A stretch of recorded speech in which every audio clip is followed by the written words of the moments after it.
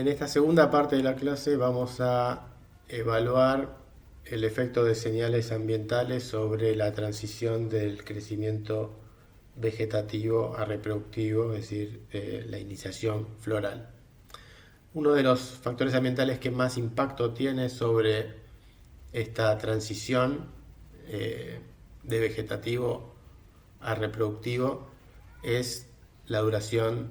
de horas de luz durante el día, también conocido como fotoperíodo. Y lo que vamos a ver es por qué es importante el control fotoperiódico de la floración y cuáles son los mecanismos genéticos y moleculares que están involucrados en este control. El momento en el que florece una planta es clave para determinar el éxito reproductivo de una especie creciendo en condiciones naturales o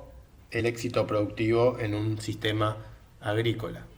Es importante que se sincronice esa fase del crecimiento y desarrollo de la planta, que es muy sensible a estrés ambiental, con condiciones ambientales favorables. Y en general, una de las condiciones ambientales más críticas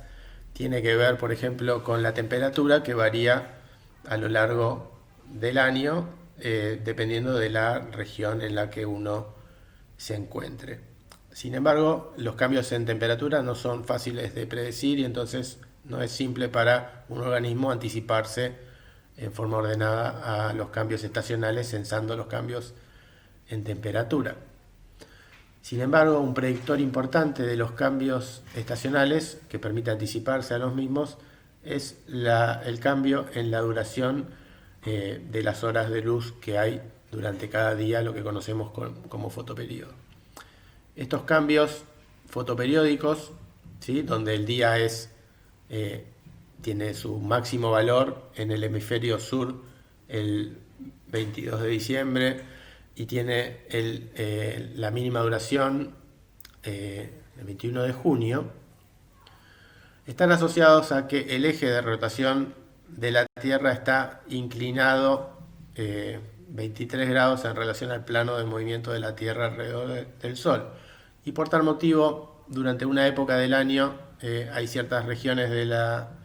hemisferio norte están más cerca del Sol y durante otra parte del año el hemisferio sur está más cerca del Sol y viceversa. Entonces, lo que hace que la duración de los días se modifique a lo largo del paso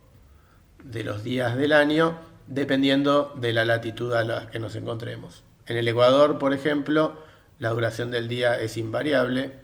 es decir, no cambia, y es de 12 horas durante los 365 días del año. Mientras que a medida que nos alejamos del Ecuador hacia los polos, tanto en el hemisferio sur como en el hemisferio norte, los días se van alargando a medida que nos acercamos al inicio del verano y los días se van acortando a medida que nos acercamos al inicio del invierno. Entonces, censando la duración del fotoperíodo, los organismos pueden de alguna manera anticipar los cambios estacionales y poder sincronizar fases de su crecimiento y desarrollo con las condiciones ambientales más óptimas para ello. Desde aproximadamente 100 años se sabe que los organismos son capaces de sincronizar su ciclo de vida con las estaciones favorables, censando los cambios en la duración del día. Entonces hay ciertas plantas que crecen en la primavera y que florecen cuando los días son largos, hacia el final de la misma o comienzos del verano,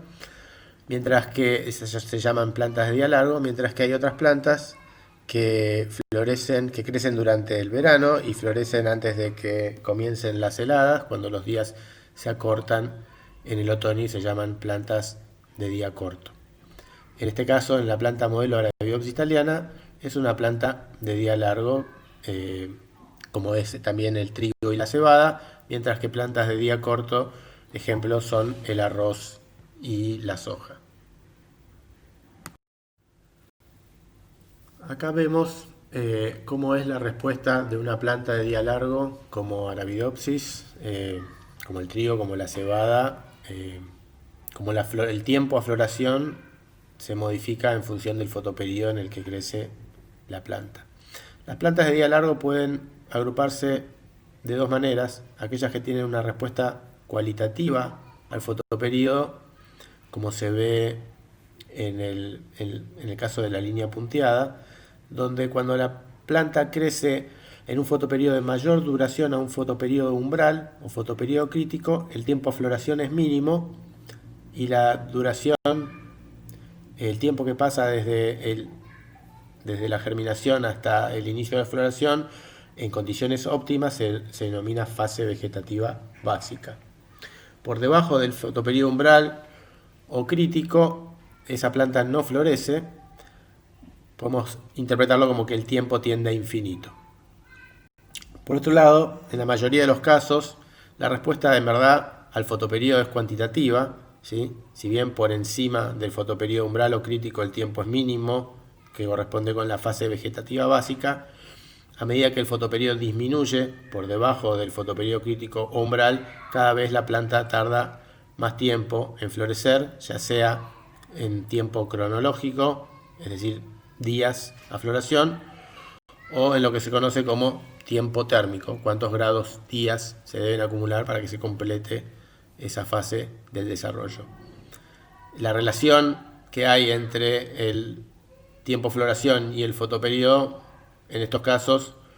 se puede analizar como una recta cuya pendiente es lo que se denomina la sensibilidad fotoperiódica. Ejemplos de plantas, como dijimos, de día largo, son cuantitativas, son Arabidopsis, trigo y cebada. Así como tenemos plantas de día largo, también existen plantas con respuesta fotoperiódico al día corto, es decir, aquellas que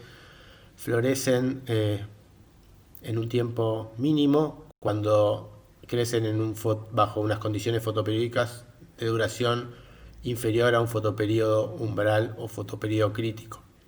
Es decir, en este caso la fase vegetativa se obtiene en condiciones fotoperiódicas de día corto con un fotoperiodo menor al fotoperiodo umbral. Y de vuelta tenemos plantas de día corto cualitativa, donde por encima del fotoperiodo umbral la planta no florece o la floración tiende a infinito, y plantas donde cada vez hay una respuesta cuantitativa y cada vez tardan más en florecer, siendo la relación entre tiempo a floración y fotoperiodo, a medida que se alarga el fotoperiodo, una relación lineal donde la pendiente es la sensibilidad fotoperiódica. Ejemplos de plantas de día corto cuantitativo son el arroz y la soja. De hecho, la soja fue una de las plantas donde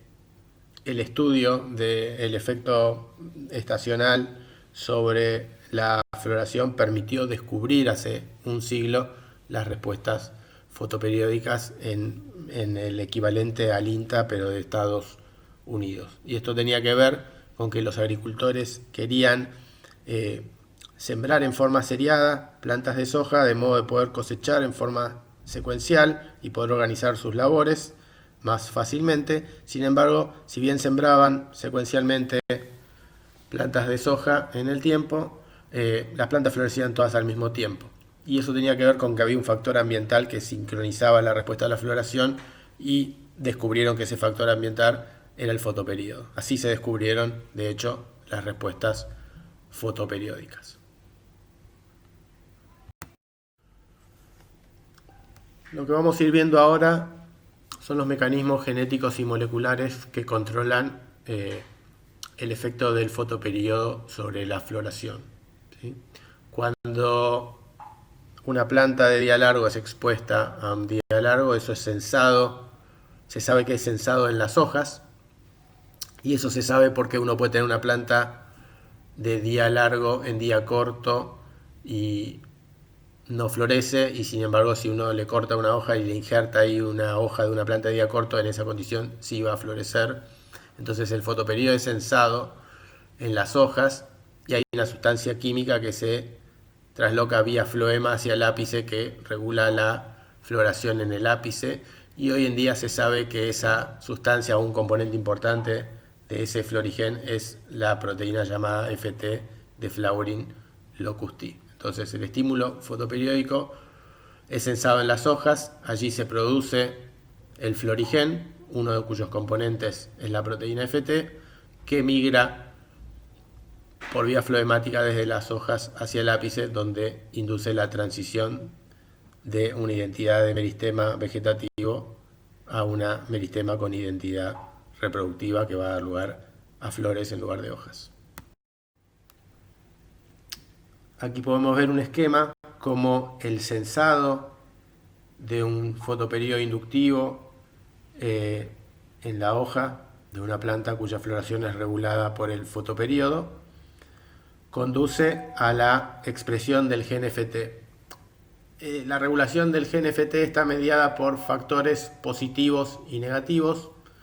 Un activador de la expresión de FT es el gen constans, mientras que un regulador negativo es el factor de transcripción conocido como FLC. La proteína FT, que se produce en las hojas cuando es activada por constans, migra por el floema hasta el ápice, donde allí interactúa con otra proteína que se llama FD, y FT junto a FD activan la expresión del gen apetala1, que es un gen que confiere identidad reproductiva al meristema.